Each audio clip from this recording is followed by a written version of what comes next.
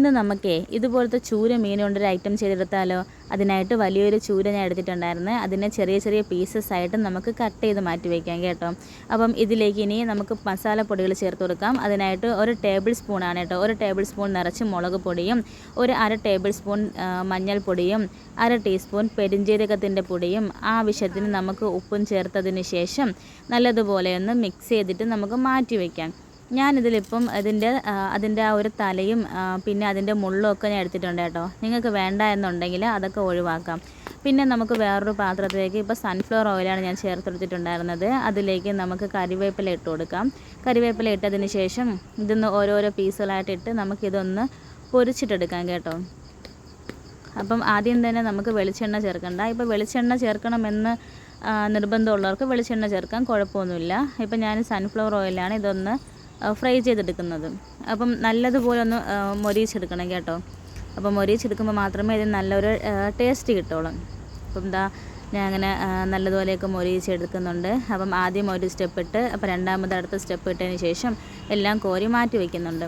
ഇത് നമുക്ക് വേറൊരു പാത്രം എടുത്തതിന് ശേഷം അതിലേക്ക് ഞാനിപ്പോൾ വെളിച്ചെണ്ണയാണ് കേട്ടോ ചേർത്ത് കൊടുക്കുന്നത്.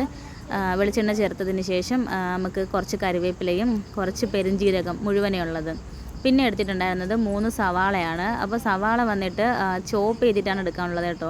പിന്നെ ഒരു വെളുത്തുള്ളി വേണം. ആ വെളുത്തുള്ളി ഒന്ന് ചതച്ച് നമുക്ക് ഇതിനകത്ത് ചേർത്ത് ആവശ്യത്തിന് കുറച്ച് ഉപ്പും കൂടെ ചേർത്തതിന് ശേഷം നല്ലതുപോലെ തന്നെ ഒന്ന് വഴറ്റി നമുക്ക് എടുക്കാം. അപ്പം ഇത് നല്ലതുപോലെ ഒന്ന് വഴറ്റി വരണം കേട്ടോ. ഇനി ഇതിലേക്ക് ചേർക്കാനുള്ളതെന്ന് വെച്ചാൽ 2 മീഡിയം സൈസ് തക്കാളി നമുക്കൊന്ന് മിക്സിയിൽ അരച്ച് ചേർക്കാം. അപ്പം വെള്ളം ഒന്നും ഒഴിക്കാതെ തന്നെ അരച്ച് ചേർക്കണം. അതിനുശേഷം ആ ജാറൊന്ന് കഴുകി ജസ്റ്റ് കുറച്ച് വെള്ളം ആദ്യം ഒന്ന് ഒഴിച്ചു കൊടുക്കാം. എന്നിട്ട് ഇതിൻ്റെ ആ ഒരു പച്ച മണം മാറും വരെ നല്ലതുപോലെ ഒന്ന് വഴറ്റി കൊടുക്കാം. ഇതിൻ്റെ ആ വെള്ളത്തിൻ്റെ അംശമൊക്കെ മാറണം കേട്ടോ. അപ്പം ഇതുപോലെ എല്ലാം വെള്ളത്തിൻ്റെ അംശം മാറിയിട്ടുണ്ട്. ഇനി ഇതിലേക്ക് ചേർക്കാനുള്ളത് മസാലപ്പൊടികൾ. അതിനായിട്ട് 2 ടേബിൾ സ്പൂൺ നിറച്ച് ഞാൻ മല്ലിപ്പൊടി ചേർക്കുന്നുണ്ട്. ഒരു 1/4 ടേബിൾ സ്പൂൺ നമ്മുടെ കുരുമുളക് പൊടിയാണ്. അതാണ് നമ്മുടെ മെയിൻ സാധനം. കുരുമുളക് പൊടിയും ഒരു അര സ്പൂൺ മഞ്ഞൾപ്പൊടിയും 1 ടേബിൾ സ്പൂൺ മാത്രമേ മുളക് പൊടി ചേർക്കുന്നുണ്ട്. പിന്നെ നമ്മുടെ പെരിഞ്ജീരകത്തിൻ്റെ പൊടിയും അതും ആവശ്യത്തിന് ചേർത്തതിന് ശേഷം മസാല എല്ലായിടത്തും നല്ലതുപോലെ ഒന്ന് എത്തിച്ചു കൊടുക്കണം. ഇനി നമുക്കിതിലേക്ക് 1/2 കപ്പ് നമ്മുടെ വെള്ളം, നോർമൽ വാട്ടർ തന്നെയാണ് ഞാൻ ഒഴിച്ചു കൊടുക്കുന്നത്. അപ്പം ഒഴിച്ചതിന് ശേഷം നല്ലതുപോലെ നമുക്കിതൊന്ന് തിളപ്പിച്ചെടുക്കാം.